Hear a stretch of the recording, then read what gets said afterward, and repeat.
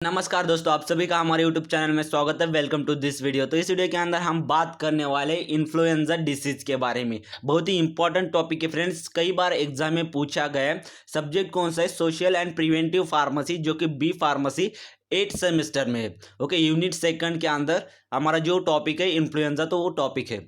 Okay, influenza virus होता क्या है, उसके सिम्टम्स क्या क्या है और उसे क्यूर कैसे किया जा सकता है, तो इन सब के बारे में हम डिटेल में जानकारी लेने वाले हैं। फ्रेंड्स, अगर आपने प्रीवियस वीडियो में हमने मतलब प्रीवियस लेक्चर जो लिया था, तो प्रीवियस लेक्चर के अंदर हमने जो सार्स डिसीज है, तो सार्स डिसीज के बारे में हमने पढ़ा था, सीवियर एक्यूट रेस्पिरेटरी सिंड्रोम। अगर आपने वो वीडियो नहीं देखा अब तक, तो जाके प्लेलिस्ट के अंदर आप देख सकते हो। और सेकंड डिसीज देखा था हमने, कॉलेरा डिसीज। कॉलेरा डिसीज के बारे में भी हमने पढ़ा था। ओके, तो सिंपल टॉपिक है, आसान तरीके से यहाँ पे आपको समझ में आ जाएगा।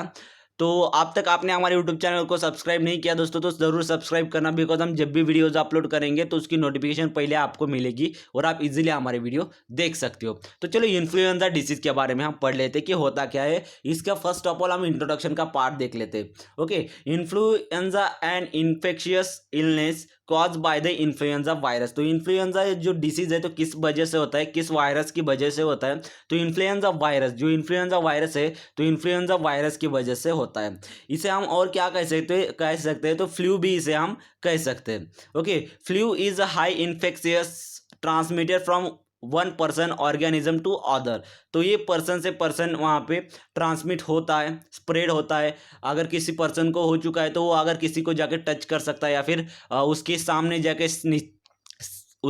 जाके स्नीजिंग या फिर कफिंग करता है, तो उस जो सामने वाला पर्सन है, तो उस सामने वाले पर्सन के अंदर वो ट्रांसमिट हो सकता है। तो ये इन्फ्लुएंजा डिसीज है।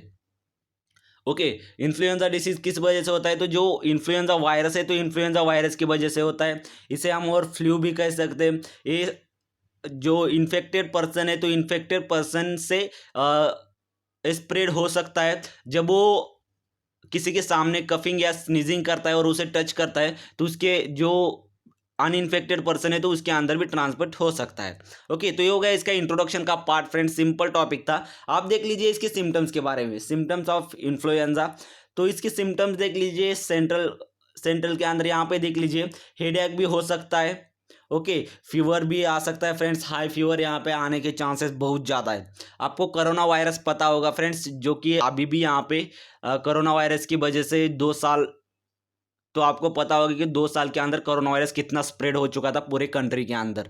ओके, आपको पता होगा फ्रेंड्स। तो बिल्कुल उसी तरह ही ये हमारा जो इन्फ्लुएंजा वायरस है, तो इन्फ्लुएंजा वायरस स्प्रेड होता है कफिंग, स्नीजिंग, या फिर हम किसी को टच करते हैं, तो उसकी वजह से भी वहाँ पे ट्रांसमिट हो सकता है। इसी वजह से आपको वहाँ पे थोड़ी केयर करनी चाहिए, सेम कोरोना वायरस की तरह है। ओके, तो देख लीजिए यहाँ पे मसल के अंदर टाइटनेस हो सकती है, जॉइंट के अंदर पेन हो सकता है। अगर आपको कुछ इन्फ्लुएंजा वायरस आपकी बॉडी में गया, तो ये सिम्टम्स वहाँ पे दिख जाएंगे। रनी और stuffy nose, sore throat aches and coughing वहाँ पे हो सकती है आपको, या फिर वोमिटिंग भी वहाँ पे हो सकती है आपको। ओके फ्रेंड्स, तो ये सब सिम्टम्स है इन्फ्लुएंजा के। मेन सिम्टम्स याद रख दीजिए आप। रनी या stuffy nose, runny and stuffy nose, और कफिंग भी हो सकती है वहाँ पे, और वोमिटिंग भी हो सकती है, पेन हो सकता है बॉडी के अंदर, हेडेक हो सकता है, हाई फीवर आ सकता है। तो ये सब सिम्टम्स है इन्फ्लुएंजा के। ओके फ्रेंड्स, इन्फ्लुएंजा के सिम्टम्स है। देख लीजिए सिम्टम्स आप अच्छे से कर लीजिए, क्योंकि सबके सेम सिम्टम्स होते हैं, सिर्फ आपको याद रखना है कि किसका मेन सिम्टम्स होता है। ओके, आप देख लीजिए इसे क्यूर कैसे कर सकते हैं हम। Prevention and control of influenza, अब इसे आप क्यूर कैसे करोगे, उसे कंट्रोल कैसे करोगे, ये भी बहुत ही इंपॉर्टेंट होता है कि आप इसे कंट्रोल कैसे कर सकते हो। तो फर्स्ट देख लीजिए रेस्पिरेटरी हाइजीन।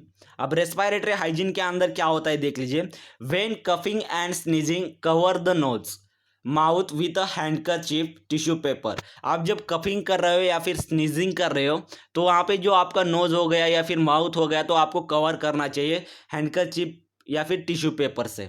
ओके, एंड उसे बाद में आपको कहाँ डिस्पोज करना है, तो जो डस्टबिन होगा, डस्टबिन के अंदर वहाँ पे आपको डिस्पोज करना है। ओके फ्रेंड्स, समझ में आ गया रेस्पिरेटरी हाइजीन। अब सेकंड है हमारे पास हैंड हाइजीन।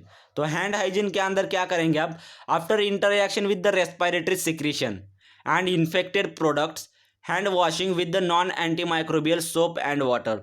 जब आप किसी इन्फेक्टेड प्रोडक्ट को या फिर रेस्पिरेटरी सिक्रीशन आप करते हो तो आपको वहाँ पे हैंड वॉश करने चाहिए। किससे, जो non antimicrobial soaps and water है तो उससे वहाँ पे आपको हैंड वॉश करने चाहिए। अल्कोहल बेस्ड हैंड रब और एंटीसेप्टिक हैंड वॉशिंग। आपको पता होगा जब वायरस आया था फ्रेंड्स तो सबने वहाँ पे सैनिटाइजर का यूज किया था। आपको पता है हर एक पर्सन के पास वहाँ पे सैनिटाइजर अवेलेबल था और मास्क अवेलेबल था, क्योंकि जब भी आप स्नीजिंग करते हो या फिर कफिंग करते हो तो आपको आपके हैंड वॉश करने चाहिए सैनिटाइजर से, या फिर यहाँ पे एंटीमाइक्रोबियल सोप होगा तो वाटर होगा, जो जो आपके पास अवेलेबल है तो उससे वहाँ पे आपको हैंड वॉश करना होगा। अगर आपने हैंड वॉश नहीं किया तो वो जो आपके हैंड के ऊपर जो भी माइक्रोब्स होंगे, ओके, जो भी वायरस होगा तो वो जाके किसी पर्सन से आप हाथ मिलाते हो तो उसके अंदर ट्रांसमिट हो सकता है। इसी वजह से आपको वहाँ पे हैंड वॉश करनी चाहिए। ओके, तो सेकंड हो गया। आप थर्ड देख लीजिए, अवॉइड और क्राउडेड प्लेसेस में जाना आपको वहाँ पे अवॉइड करना होगा। आइसोलेशन, वहाँ पे खुद को आइसोलेशन करना होगा। यूज़ एंटीवायरल ड्रग, तो वहाँ पे आपको एंटीवायरल ड्रग लेने होंगे। अगर ज़्यादा आपका वायरस आपकी बॉडी के अंदर ज़्यादा स्प्रेड हो चुका है तो वहाँ पे आपको एंटीवायरल ड्रग लेना होगा, जैसे कि एमेंटेडिन, रिमेंटेडिन, जेनामिविर और ऑस्लेटमिविर। ये जो एंटीवायरल ड्रग्स है तो ये सभी एंटीवायरल ड्रग आपको लेने होंगे।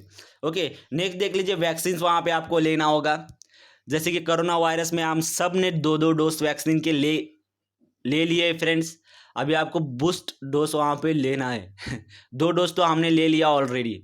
ओके, तो इसी तरह इन्फ्लुएंजा वायरस के लिए उसके ट्रीटमेंट के अंदर आपको यहाँ पे वैक्सीन भी लेना होगा, जैसे कि रिकॉम्बिनेंट वैक्सीन वहाँ पे आपको लेना पड़ेगा। ओके, तो ये था friends prevention and control of influenza. इसके अंदर टोटल हमने 6 स्टेप देख लिया कि आप इसे कैसे कंट्रोल कर सकते हो। उसके अंदर फर्स्ट देखा हमने respiratory hygiene, hand hygiene, avoid over crowded places, isolation, use of antiviral drug and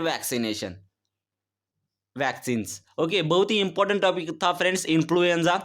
I hope आप सबको पसंद आया होगा। अगर कुछ टॉपिक के अंदर प्रॉब्लम या डाउट हो तो हमें कमेंट सेक्शन में ज़रूर बताना। अगर आपने प्रीवियस वीडियो नहीं देखा तो प्लेलिस्ट के अंदर आप जाके देख सकते हो फ्रेंड्स। इजी टॉपिक से एग्जाम में कई बार पूछा जाता है, डिसीज के बारे में कई बार पूछा जाता है कि शॉर्ट नोट्स लिखिए, या फिर 5 या 3 मार्क के लिए वहाँ पे पूछा जा सकता है एग्जाम के अंदर। ओके, आप सबको वीडियो पसंद आया होगा फ्रेंड्स। अगर आपको कुछ और जानकारी चाहिए किसी सब्जेक्ट के बारे में तो हमें कमेंट सेक्शन में ज़रूर बताना। तो इस वीडियो के अंदर इतना ही, मिलते हैं नेक्स्ट वीडियो में। Thank you so much.